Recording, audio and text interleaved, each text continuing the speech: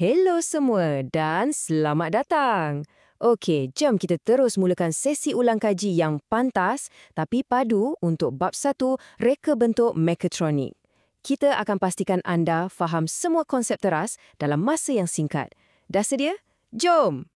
Cuba kita perhatikan sekeliling kita, teknologi canggih ni memang ada di mana-mana dan dah jadi sebahagian dari hidup kita. Contohnya, drone macam ni.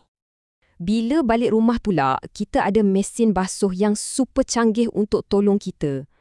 Dan mestilah permainan macam kereta kawalan jauh ni. Persoalannya, apa persamaan antara semua benda ni? Jawapannya mudah. Semua ini adalah produk mekatronik. Tapi kan, pernah tak kita berhenti sekejap dan terfikir, macam mana semua benda ni berfungsi ya? Apa sebenarnya rahsia di sebalik teknologi ni? Nah, jawapannya ada pada satu perkataan yang sangat penting, mekatronik. Bila anda faham konsep ni, percayalah, anda sebenarnya dah pegang kunci untuk faham hampir semua teknologi moden hari ini. Okey, so apa benda sebenarnya mekatronik ni? Mengikut definisi buku teks, ia adalah gabungan beberapa bidang ilmu. Kita ada elektrik, mechanical, elektronik dan juga kawalan dan pengaturcaraan. Bayangkan semua ni macam satu pasukan hebat yang bekerjasama untuk hasilkan satu produk yang berfungsi dengan sempurna. Gambar Raja Van dari buku teks awak ni memang cara terbaik untuk faham konsep ni. Nampak kan? Ada 4 bulatan. Elektrik, mechanical, elektronik dan kawalan. Dan dekat bahagian tengah tu, tempat semua bulatan ni bertemu, situlah lahirnya mekatronik. Memang satu gabungan yang power. Jom kita zoom in sikit dan kenali 4 elemen asas ni dengan lebih dekat.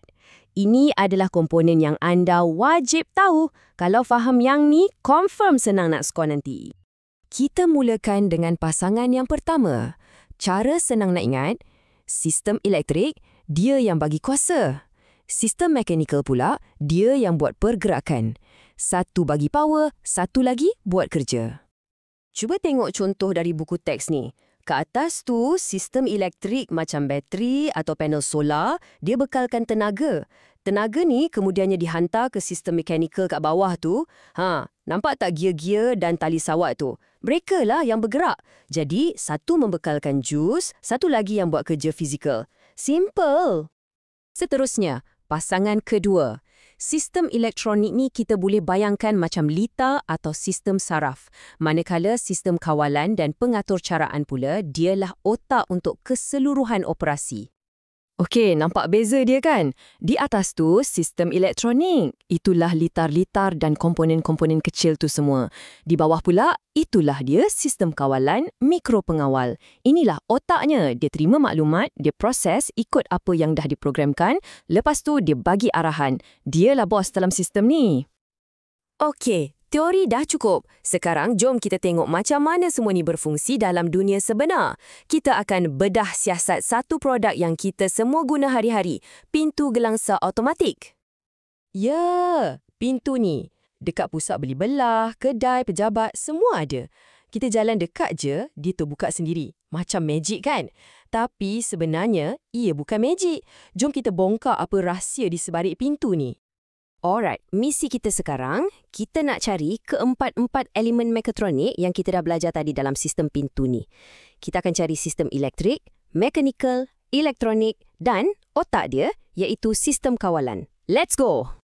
Pertama, kita tengok kuasa dan pergerakan. Motor AT dan pengubah tu adalah sistem elektrik. Mereka lah yang bekalkan tenaga.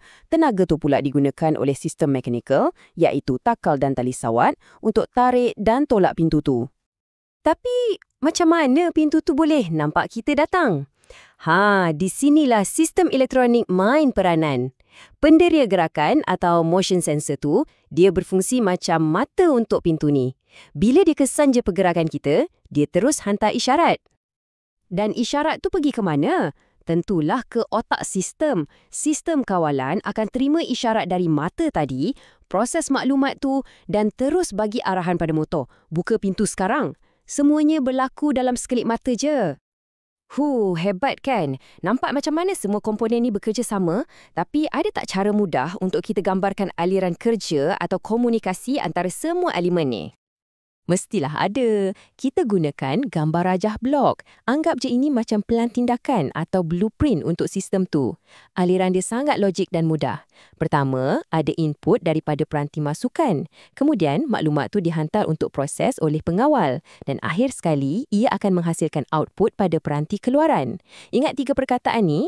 Input, proses, output.